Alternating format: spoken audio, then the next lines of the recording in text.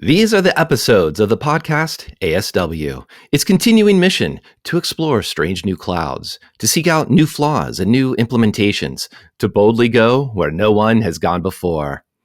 Which means this week we chat with Kiran Kamity from DeepFactor about tips for securing cloud native and Kubernetes environments. In the news segment, debugging techniques, implementation mistakes for cloud isolation, protecting pipelines from attacker persistence, AppSec defenses to learn from breaches, and more. Engage and stay tuned for Application Security Weekly. This is Security Weekly, for security professionals, by security professionals.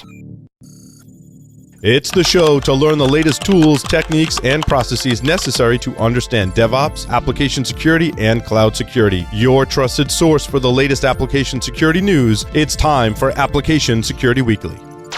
Your organization is building and updating business-critical web applications faster than ever. And with so much pressure to move fast, you may find yourself making trade-offs between innovation and security. Now you can build fast without sacrificing security with Invicti, the application security platform that helps your dev, sec, and ops teams work together to secure every website, web app, and API. With unparalleled accuracy, coverage, and automation, Invicti scales like no other AppSec solution. Discover why many of the world's largest organizations innovate securely with Invicti. Visit securityweekly.com/Invicti. ThreatLocker is a global cybersecurity leader paving the way for businesses everywhere to implement a zero-trust security solution that not only protects business-critical data, but also helps mitigate cyber attacks. ThreatLocker's unique endpoint solutions help you to work smart and strengthen your security infrastructure from the ground up. ThreatLocker's allow listing, ring fencing, storage control, elevation control, and network access control solutions give you a more secure approach to blocking the exploits of unknown application vulnerabilities. If you're looking to enhance your cybersecurity and stop zero-day vulnerabilities exploiting your data, reach out to a ThreatLocker cyber hero today. Visit securityweekly.com/ThreatLocker to learn more. This is episode 209, recorded August 22nd, 2022. I'm your host, Mike Shima, and I'm here with John Kinsella. Hello, Mr. Kinsella. Good morning, Mr. Shima. How are you?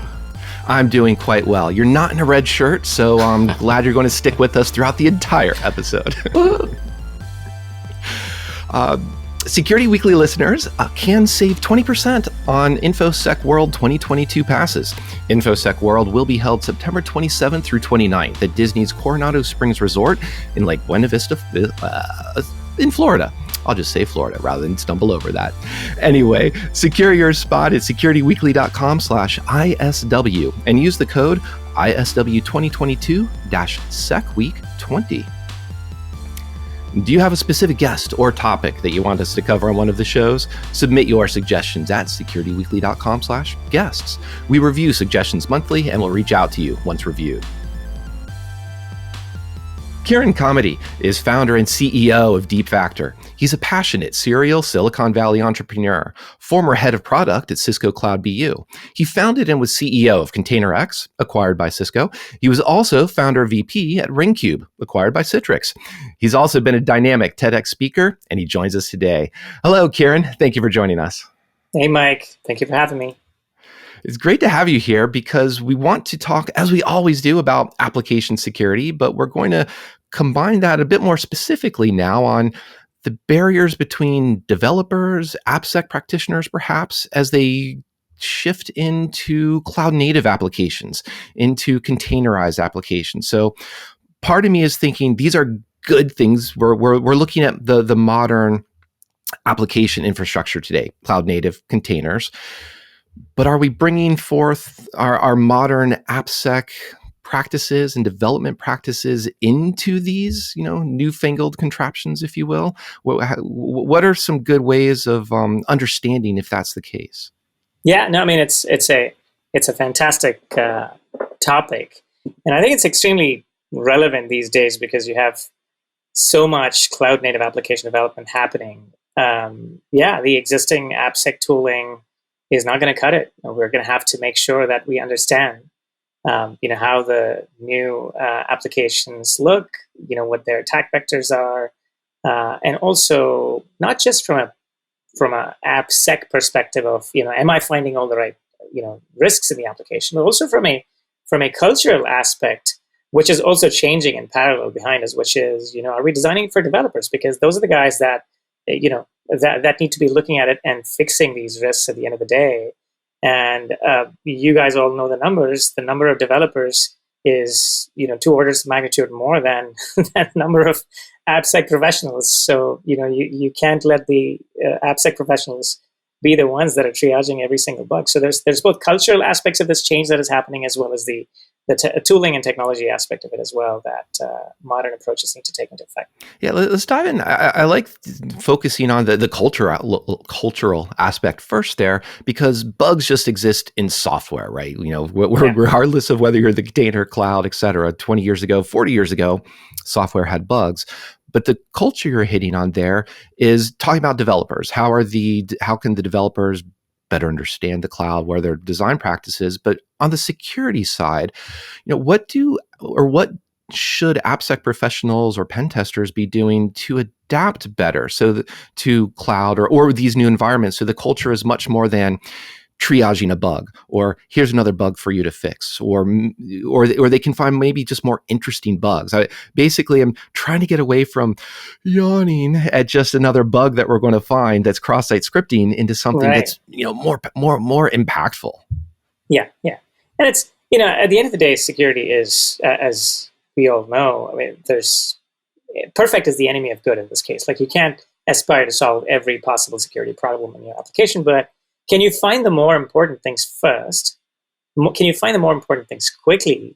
And can you triage and prioritize the things that you find in such a way that your dev team is not going to be like, hey, here's the 2,550 things that you've got to fix in the next release, to like, here's the 20 things that matter, like, fix them first and then we move on to the next ones, right? I think being able to prioritize, and so can your AppSec team's job in this case now is, first of all, am I understanding all of the attack vectors that exist in my modern cloud-native applications, Kubernetes, Docker applications? Am I prioritizing all of them to make sure that I find the right things that are more important to the devs? Am I educating the developers contextually? Like, when they do something that could be risky, am I telling them, hey, you've done the code that you checked in last night, that is susceptible to privilege escalation behaviors, and here's why. And then letting them fix it. That train of processing is a lot more effective, I think. Yeah, so let's play choose your own adventure a bit, whether we go cloud native or Kubernetes. Tell us a bit more about some examples of what that might be, in the sense of understanding the threat models, or what are the attack vectors? Because if I just look at the OWASP top 10, I'm not necessarily going to see something that screams, oh, this is obviously the Kubernetes or the container issue I need to know. So what are those conversations that the AppSec folks should be starting with developers? Yeah, no, that's a great point. And, we call it the 4-layer cake at DFactor. That's our internal term that we use. If you think about how microservices have shaped up and evolved from a security and compliance perspective, there's, for engineering teams to kind of stay on top of both security and compliance for containerized or microservice applications, whether they're run on Kubernetes or ECS or other orchestration mechanisms. There are 4 aspects of security and 2 aspects of compliance that one needs to stay on top of. The security risks could lie in, number one, the code that your devs write, right? I'm writing a piece of code, and I've used, taking a C programmer example, I've used stir copy instead of stir end copy. Okay, possibility of buffer overflow exploits. That's one. The second type of thing is there could be risks that exist in your dependencies, and these could be in the form of known CVEs, which your software composition analysis type tooling can catch. But they could also be in the form of things that haven't yet become CVEs because they're just bad behaviors hiding in your application.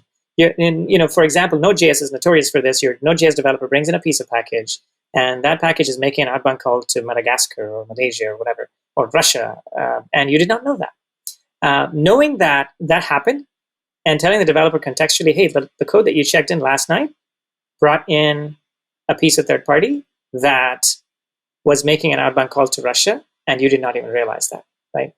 So that's number 2.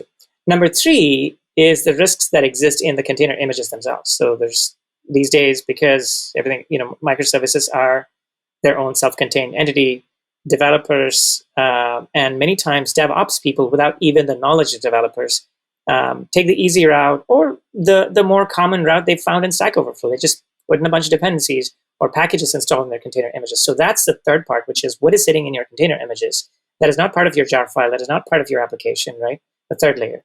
And the fourth layer is what you mentioned, which is, the web and API interfaces my application is exposing, OWASP top 10 type risks. So those are that's the 4-layer cake, from a security risk perspective for cloud native workloads. And from a compliance perspective, 2 things. One is, am I identifying the risks that and mapping them to the framework of compliance that matters? Like, for example, if I'm supposed to adhere to SOC 2 Type 2 or PCI DSS, then are any of the security risks that I found in my application, do they map or do they violate any of the compliance standards?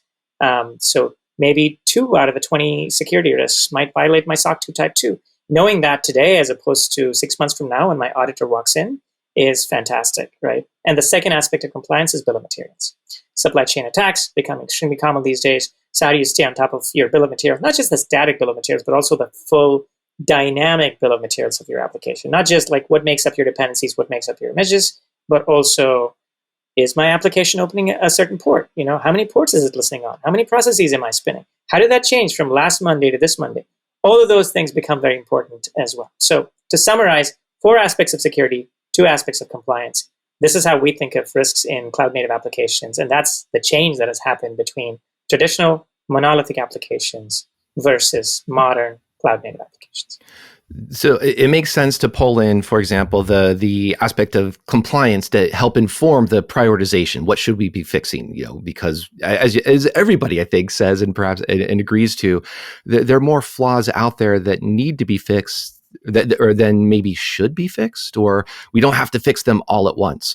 But rather than that bug aspect, I want to go back to some of the points you're talking about, like with the S-bombs and I think the second layer of that delicious cake you're baking for us is the idea of observability, being able to watch what's going on, meaning we see traffic going to some suspicious destination. And the easy suspicious destinations, of course, are always Russia and China, but it could be, some EC2 instance in AWS as well. So as we talk about these observability, how much more difficult does that become with containers when you're supposed to have a slimmed down distro in there? You're supposed to have syscalls that are well filtered off, unaccessible, things like this.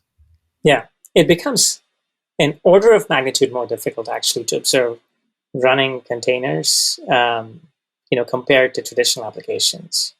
Traditional applications, for example, if you think about the evolution of AppSec tooling, like you've had DAST, I believe, which was one of the first things to emerge, and then you had software composition analysis and the ability to look for known CVEs and whatnot. And then came IAST, right? The ability to interactively observe your application by dropping in agents into your application. Traditionally speaking, like they were very language specific. Like if you had to say, okay, if you want to observe a Java application, you had to install a Java agent, like a JVMTI or other things that would allow you to watch what's happening in your Java application. And then if you're doing Node.js, you had to write an agent for Node.js and then observe that, so on and so forth. Now, the interesting thing that we're seeing with Cloud Native is you're no longer working in an engineering organization where you're thinking, my application's either Java or Node.js. You're in an organization where your application is composed of 17 microservices. 2 of them are Java, 4 of them are Node.js, 1 of them is Python, 1 of them is third party. You did not even know what the heck language it was written in. There's a ton of different languages that are now suddenly put into place. And the first generation IAST mechanisms of, okay, I'm going to write an agent for each of these things, depending on what language, and use them to somehow observe my running application is not going to cut it.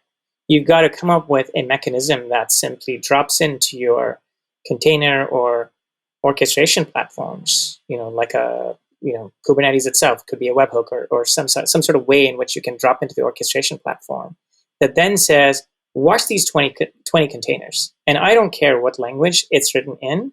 I want you to make sure that you watch them, identify the risks in them, these risks are risks that I may not find by simply scanning my code or my build images or doing SCA on them, but it'll help me catch new things. It'll also help me prioritize the CVEs that I already found by looking at application runtime behavior. So at the end of the day, all of this hard work of observing your running containers can get you two fundamental benefits, right? One is identifying risky behaviors that only manifest at runtime. Number two is identifying prioritization behaviors that will help you reduce the alert volume that your SAST and software composition will otherwise find for you. So one of the aspects of getting that observability, or having that visibility into the container, I'm going to imagine the AppSec team is starting to say or push some tooling that may not be as lightweight or may require actually the development team to deploy rather than the AppSec team. So what are some ways you've seen them navigate that discussion where they can show these are the type of risky behaviors that we could potentially identify with these tools? In other words, what are some successful ways you've seen these AppSec teams just convey the value of this and show you, developers, you will benefit as much from this as we may by actually adding a new step to your deployment pipeline? Yeah. The types, there's a couple of things. One is the technology and the other is the process, right? The types of things that we see customers identify by observing their running containers, in addition to running or scanning their static containers, is a few things. So if I were to list it down, one, I would say the most common thing we see is we've seen that out of the 15 microservices that you have, 3 of them are written in Java. One of them has log4j. Instead of saying, yes, you have log4j, observing your running container will be able to tell you whether the log4j was actually loaded in memory and called by your application. And if you're able to go down to the level of which class path and method were actually invoked in your application, then you can actually tell the developer whether you need to worry about that log4j right now, or if you can take a little bit of time and fix the other things and then come back to this. Just because there was a log4j discovered doesn't mean you have to go jump on all of the possible containers in your environment and fix all log4js today, right? It's just not humanly possible for your engineering teams. But the ability to observe your running containers kind of gives that maturity level to your AppSec team so they can go guide your developers appropriately and prioritize it for them. Then your devs will start loving your AppSec team and actually trusting them more, in the sense that, hey, here's the list of risks, but don't worry about fixing all of them. Here's the list of priorities. Like, fix them in this order. That is helpful. Yeah, I can imagine it's a much friendlier approach to be able for the AppSec team to say, we need to fix this particular vuln for over the next 2 days rather than pull an all-nighter, because we have the confidence that the code isn't being instantiated. The attack surface doesn't exist. And that alone, I think, is going to make a lot of friends on the development side. Exactly. Want to touch on a little bit of the testing aspect too, because you talked about the tooling side of things, DAST, SCA, IAST, for example. SAST, we'll just throw that in there as well, just complete all the ASTs that are possible. But there's also human testing. And I know I'm going to touch on this because I will have to acknowledge up front, automation scalability comes from tools, but humans are still clever, and we still need humans to find lots of the really interesting types of vulnerabilities that tools just really aren't capable of, because our AI and machine learning driven tools just haven't beaten us yet. So with that kind of predicate set up, what are ways that pen testers or that AppSec team can look at these cloud native environments or these containerized environments and say, these are the area of the threat model we should focus on, or these are some of this is the observability perhaps we can benefit from to help us be more efficient, so that we can go and find the really interesting vulns rather than like just tick those boxes that you're using TLS 1.1 instead of TLS 2. No human should hopefully be having to look for that type of issue.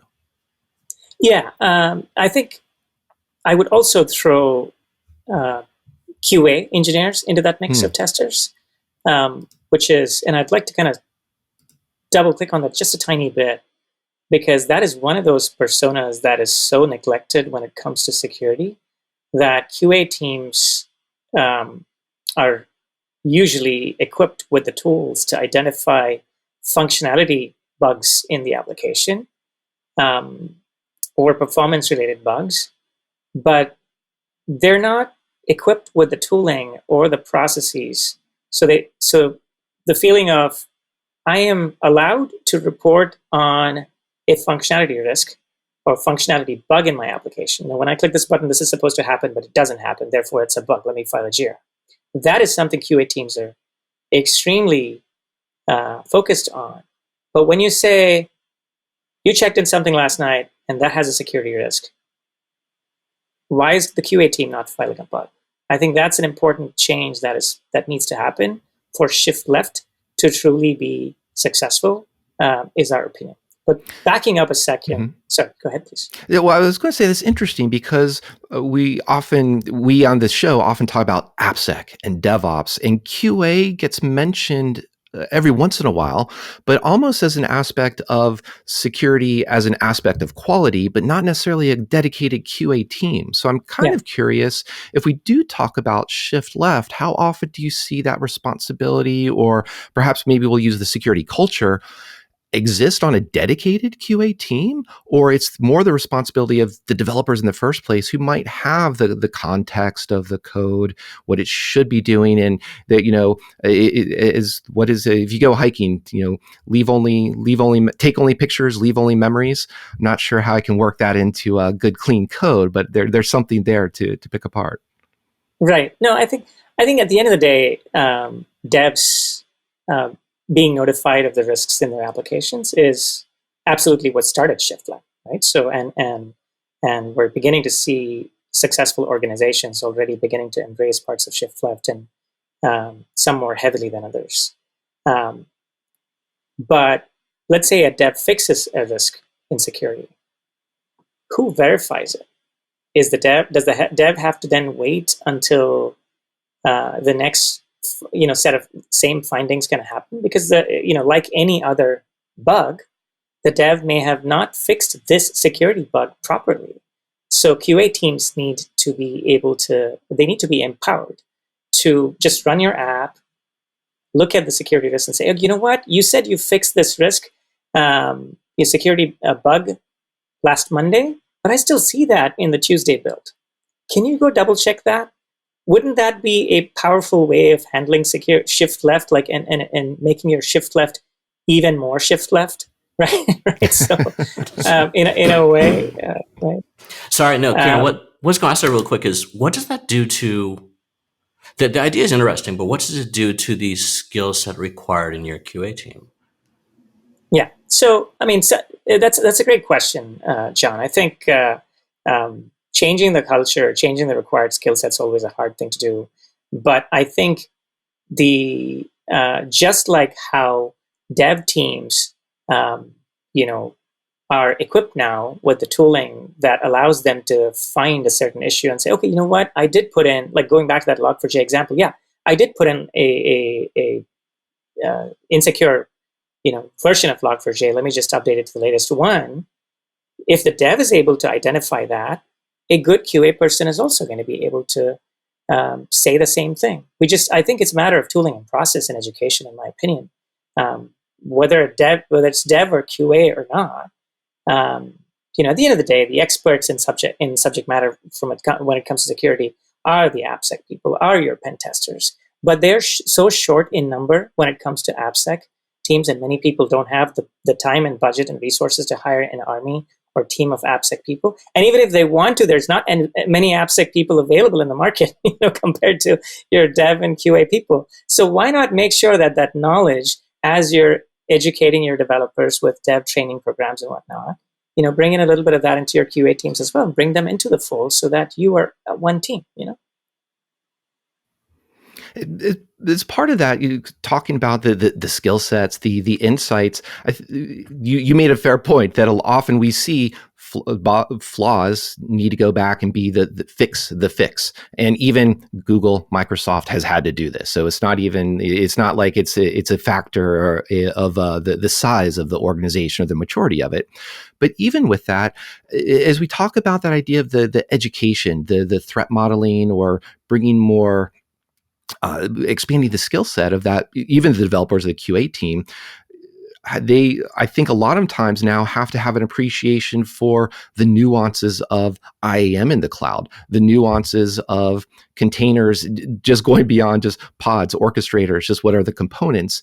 Are there certain areas that you see are profitable or impactful, I should say, in the sense of the education side of things that have really helped to improve that type of knowledge for testing, versus areas that maybe could benefit more from just guardrails, so it's harder to do those mistakes in the first place?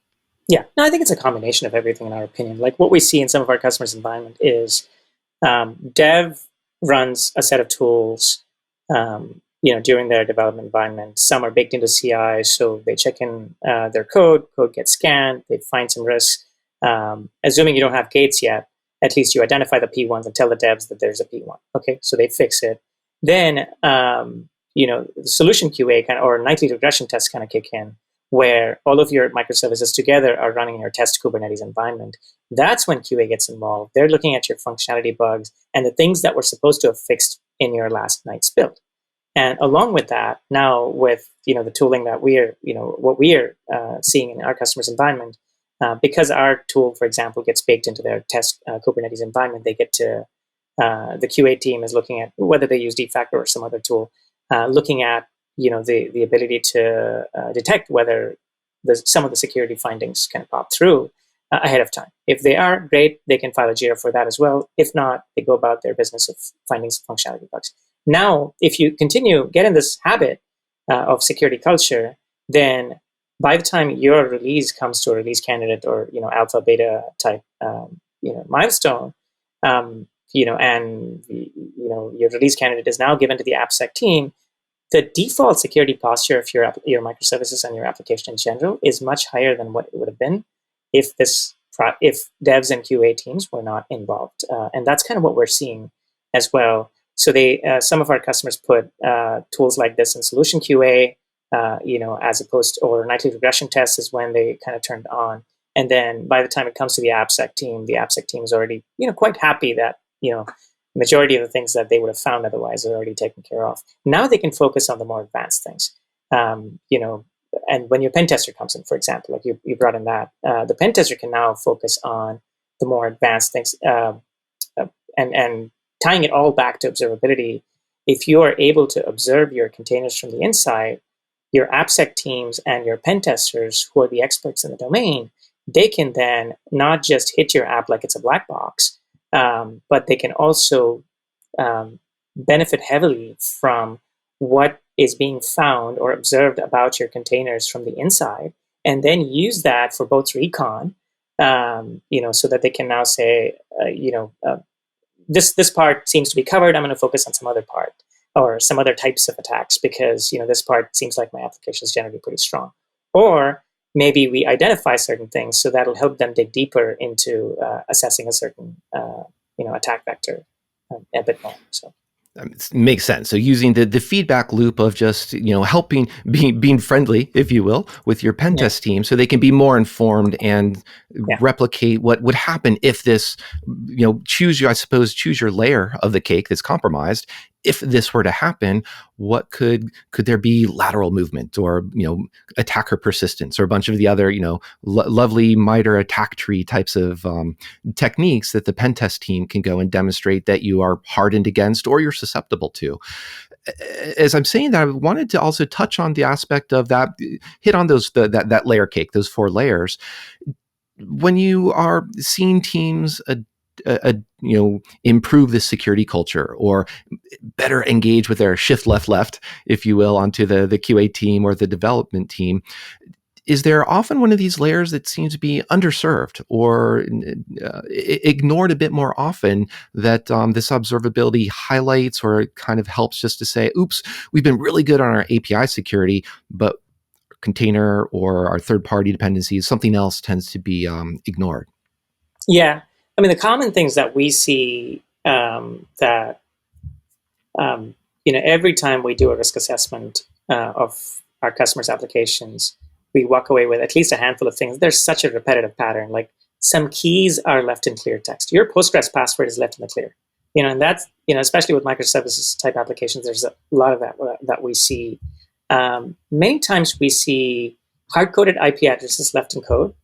And while that is not necessarily 100% a security issue, it's bad programming practice, but it can also be a security issue. So we look for that in the sense that if your dev is using some third party and the third party has some kind of hard-coded IP address in it, then it could be command and control behavior, like especially if that address doesn't resolve to a DNS, then there could be all kinds of risks hiding there. So looking for those types of things is important. We find things like that. We also find outbound connections being made to certain geographies that they didn't have control, not because they maliciously wanted to do it. It's just that they did not know that the third party that they brought in was making these outbound connections, and that connection wasn't sitting in North America. It was outside of it, and they were not, when we tell them, they're like, oh, you know what? We were going to fix that because we don't want this, outbound connection being made to this geography, for example. So we see things like that, in addition to the usual kind of OWASP, in addition to the usual kind of Log4js and Spring4 shells of the world, which is just, software composition analysis, etc. What we are seeing, though, is an interesting trend, which is people don't seem to want, we talk about alert fatigue, where, they don't want to be flooded with a lot of alerts. They also don't want to be flooded with a lot of tools. So they're like, consolidate is one theme that we're seeing over and over again, which is I believe an interesting thing that is also determining how various, application security and developer security vendors in the market are also taking that same feedback and therefore announcing multiple modules in their software. So, some observations there. Sure. And I think there's an aspect too of touching on a little bit of the testing side of things. Like, for example, mentioning the OWASP top 10, I mentioned that a few times. Are there other resources that you would also highlight, or do you think there are resources that are missing that would be a great call out for the AppSec community to build on to help improve the security culture aspect as more developers, more QA folks approach either observability or security within cloud native or containerized environments? Yeah, so that's a good question. So, if you could break it down into culture, tools, and education as the three kind of pillars, the culture part would be there's some good resources around how you can create your developers, security champions in your engineering teams. There's one of my favorites is a Forrester article. You can either download it from the Forrester site, or I think we also syndicated that. You could also download it from our website as well. But that article basically, it's a beautiful article. It talks about how you go about building security champions within your engineering organizations. So you create that culture in your team that helps your engineering team move away from security is not my responsibility to let me make sure that I take pride in not just shipping functional code, but also secure code, right? So that's one. The second pillar is tooling, right? And there we talked about observability as a next gen way, especially with cloud native apps, to kind of reduce and filter the volume and identify the more important things first. There's some really good articles again, resource wise. There's interception behaviors at the API level. There's interception behaviors, using sidecar approaches. There's eBPF based interceptions, like which of them is right for my application. There's pros and cons that are done there. Again, my CTO, Mike Larkin, he's the father of the OpenBSD hypervisor, so really bright guy. He's been teaching security for about 20 years. He wrote a white paper on API interception techniques, which I think is a fantastic white paper to download and read as well. And there's articles around eBPF that you can find. Just Google for it. I'm pretty sure there's plenty of eBPF related articles. So I would check out API interception techniques and eBPF based ways of doing observability and figure out which one makes sense for your organization. There's pros and cons to both. And that's the tool pillar. Mm-hmm. And the third one is the education pillar. And there's different schools of thought there. The most obvious thing is send your dev team for a 2-day security training course. Fine. I mean, that's going to cost you. It might have some benefit, but I feel like what we are seeing practically in customer sites is that the contextual, just-in-time way of educating the developers with bite-sized things about, here's what you did that could potentially cause a risk, and this is what you checked in last night, is so much more impactful to the developer than go to this 2-day training course and learn all about the types of risks that could happen in an application. That is, while you need that as well, you need the just-in-time contextual learning, mechanisms that we find are more attractive. So that's kind of how I would break it down: culture, tool, education. And we'll have to throw a bunch of those links up onto the show notes and drop them in the Discord channel as well.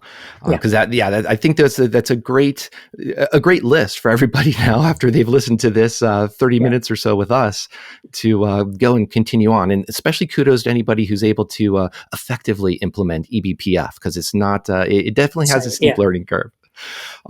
So while people are going out and rolling out eBPF in the next 30 minutes, Kiran, what's on the horizon for you? What should we be looking forward to? Yeah, I mean, we've created something that is magical. I mean, at Deep Factor, we've created an interception technique that doesn't use eBPF. It's a preload into your application that allows us to semantically get much richer amounts of information about every thread, every process that makes up your app. And so that makes the core of the product. We've several patents in that area as well. And with that as the core, we've spent the last 2.5 years building the foundational underpinnings of something very powerful that is evolved into a developer security platform. So what's next for us is to expand that. Stay tuned for our SaaS product launch. That's coming as well in the next few months. So lots of interesting things ahead of for us. Developer security is a very nascent field. It's evolving, and I believe that in the area of developer-related tooling and practices, it's one of the major trends and shifts that is going to happen in this decade. And we're really glad that we're able to build the foundational underpinnings of what could be a powerful change maker in that area. So excited for making a difference truly in the community. Awesome. Thank you so much, Kiran. This was a fun chat we had with you. Absolutely. Thank you for the opportunity, Mike and John. Appreciate it. I want to thank John. I want to thank everybody for listening as well. We're going to take a quick break, then return with news of the week.